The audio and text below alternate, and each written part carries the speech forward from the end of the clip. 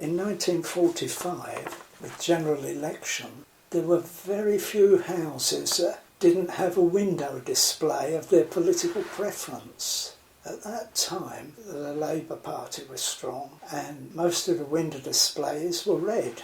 The Liberal Party had green notices, because there was no Green Party then, their colour was green, and the Conservatives, of course, were blue. But it wasn't easy to find many window displays with green or blue, to be honest, at that time. And I remember going with my father to a meeting.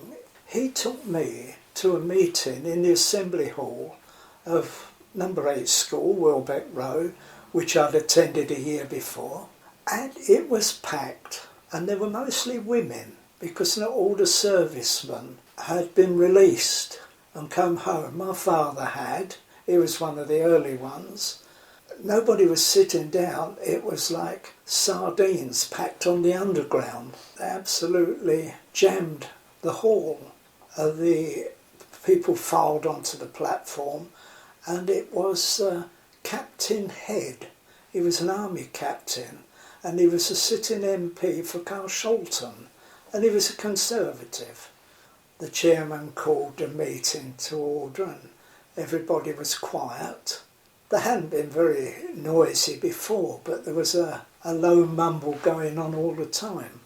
And he was making his speech. Well, I can't remember anything of what he said, but what I do remember is that when he said one thing, he said the Conservative Party is a charitable party.